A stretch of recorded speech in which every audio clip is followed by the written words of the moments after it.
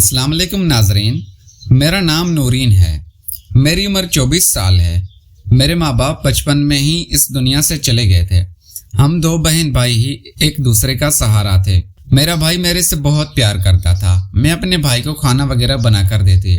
हमारे पास अपना मकान था और जिंदगी खुशगवार गुजर रही थी। मेरा भाई सदाम कपड़े की फैक्ट्री में काम करता था। हमारी रहायश सियालकोट की है। मेरे भाई की जॉब पर जाने के बाद मैं घर में अकेली होती थी। मेरा भाई सुबह 8 बजे चला जाता और शाम 6 बजे वापस आता था। सदाम भाई की दिन की रूटीन थी और रात को वो मेरे पास ही होते थे।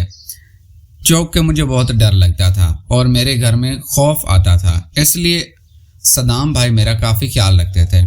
सदाम भाई के जाने के बाद मैं घर में अकेली होती और सारा दिन काम काज करके टीवी देखती रहती। हमारे घर कोई भी नहीं आता था और ना ही सदाम भाई ने मुझे किसी से मिलने की इजाज़त दी थी। मैं कभी भी घर से बाहर नहीं निकलती थी और जब भी किसी चीज़ की ज़रूरत होती मैं सदाम भाई को ही फ़ोन करती हूँ। मुझे बाज़ार से ला देते थे। एक दिन मैं घर में काम काज करके टीवी देख रही थी तो मेरे घर में दस्तक हुई। मैं दरवाजे के आगे गई और पूछा कौन है, तो वो कोई फ़कीर था और बड़ी आजिज़ी के साथ मांग रहा था। मेरे दिल में भी उसके लिए रहम आ गया था और मैं उसको कुछ पैसे देना चाह रही थी, इसलिए मैंने दरवाज़ा खोलकर बाहर चली गई थी। जब मैंने उस फ़कीर के चेहरे की तरफ देखा तो वो 16-17 साल का एक खूबसूरत नौजवान लड़का था। उसकी हालत तो बहुत ख़राब थी, फटे कपड़े थे, लेकिन वो दिखने में काफ़ी खूबसूरत लग रहा था।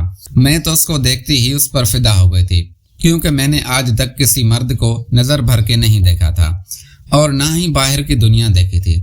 मैं इस फ़कीर लड़के को देखते ही उस पर फिदा हो गई थी और जान देने लगी थी। वो मेरे चेहरे की तरफ देख रहा था और मैं उसकी तरफ देख रही थी। मैंने उसको पैसे कुछ हाथ में थमाए तो उसने मेरा हाथ पकड़ लिया और मेरी तरफ देखकर मुस्कुराने लगा। मैं भी उसकी तरफ माइल हो गई थी और मैं होश की दुनिया से गायब हो गई थी।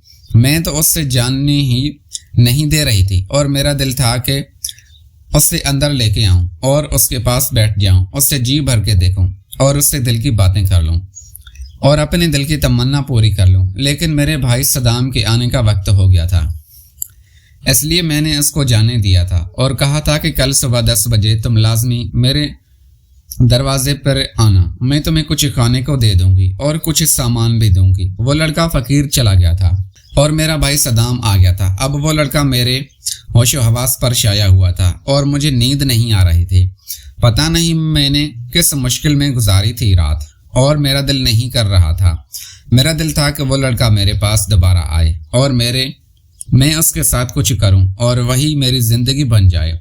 सुबह मेरा भाई सदाम जब काम पर चला गया था तो मैं बड़ी बेसब्री के साथ उस फ़कीर लड़के का इंतज़ार करने लगी थी और दरवाज़ा भी खुला छोड़ दिया था। आज ज़िंदगी में पहली दफ़ा मैं दरवाज़ा खुला छोड़कर बैठी थी और मुझे किसी भी शख्स का डर नहीं था।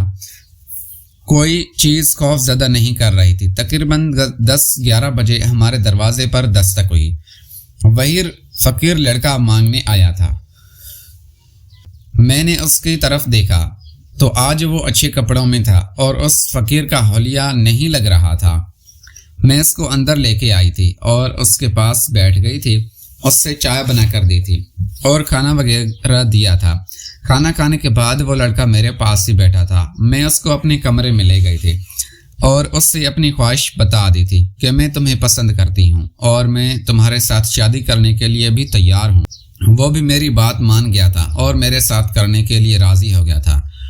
मैं उसको करने लगी थी और उसने अपना चार्जर मेरी बैटरी में डाल दिया था। मुझे काफ़ी राहत मिलने लगी थी और मैं तो उसकी दीवानी हो गई थी।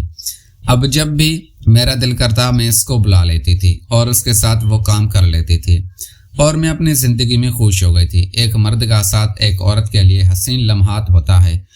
नाजरीन, अगर आपको ये हमारी वीडियो पसंद आई है तो इस वीडियो को लाइक करके चैनल को लाजमी